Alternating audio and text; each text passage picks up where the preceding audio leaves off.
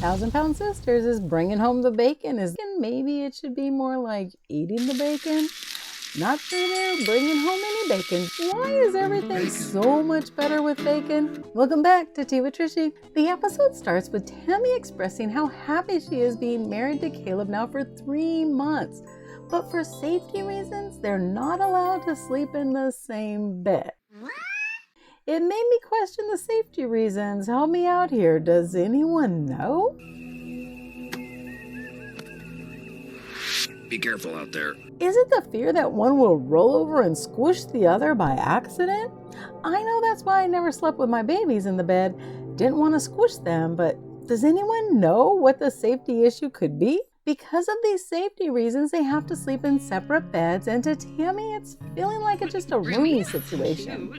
Yeah, they kind of are just roomies living in a luxury suite with a full wait staff who feeds, clothes, and bathes them. The royal penis is clean, Your Highness. Then why, oh why did TLC put this next part in the air? No. We got a ride coming. A ride coming? Me scratching my head asking, what kind of ride? Oh, come on! Made me regret I even asked. Caleb even has to elaborate and say 100% full speed. But then again, we all know there's no ride going to happen because he has dicky-doo disease. I don't know how to say it. Just say it! His stomach sticks out more than his. Thankfully, the nurse walks in and breaks up this little conversation to see what Caleb needs, and Caleb lets the nurse know that You know the drill. I need clothes.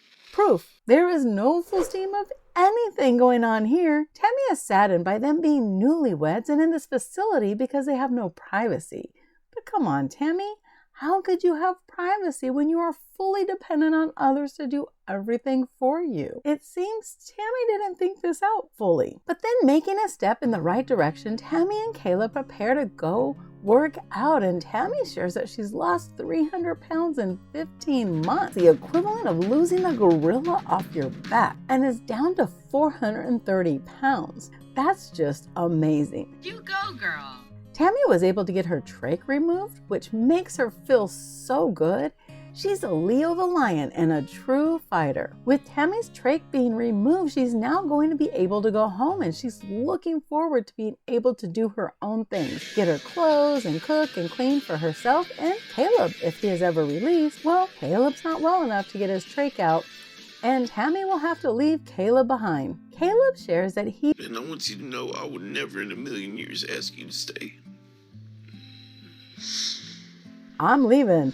I'm out of here. With or without you.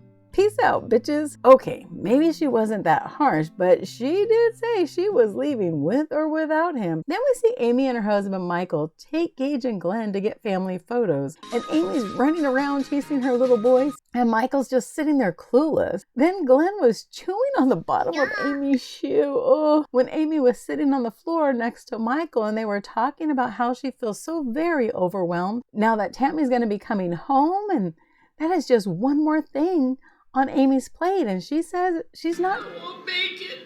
Michael slowly shakes his head and says, yeah. Oh, sucks for you.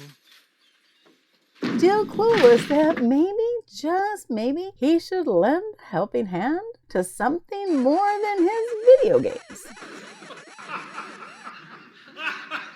I'm not sure that he means to be unsupportive.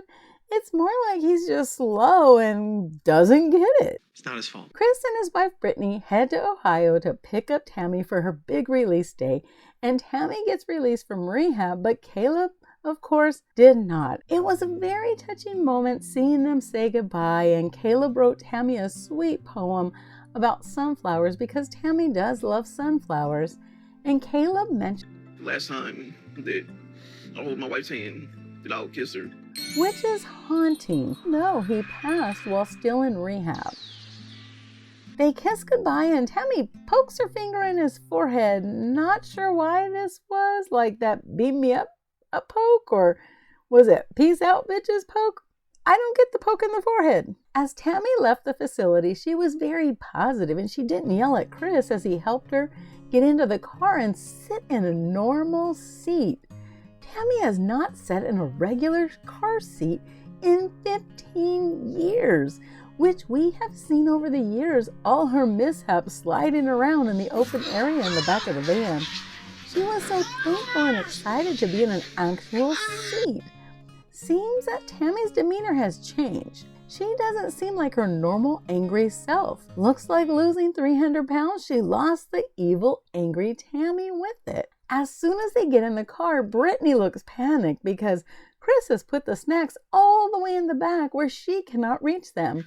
Now, all these years, Brittany has been the thin one in the entire family. But now that Chris is losing weight, she is starting to look a little hefty. Just saying. When Tammy arrives home to her redneck palace, she goes up the ramp like a champ.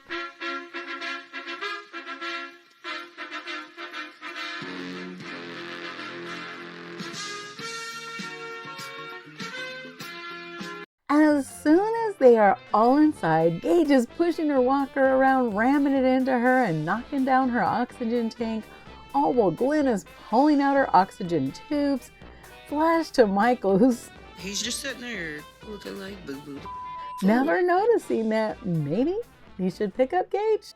Tammy is definitely overwhelmed with all the chaos, which culminates when she has Amanda touch her trach hole, and then Amanda jokes saying that Amy won't even look at the hole and has her good eye on Chris. Amy was triggered and went off, storming out of the room. Not sure why she got so upset, because I don't know about you, but over the years, they're always picking on each other. Well, Amanda tried to fix things in Amanda's rough and tough kind of ways, but it just didn't work. Amy was not having it. Let's keep sipping some tea, besties. In one of these videos, I'll see you there.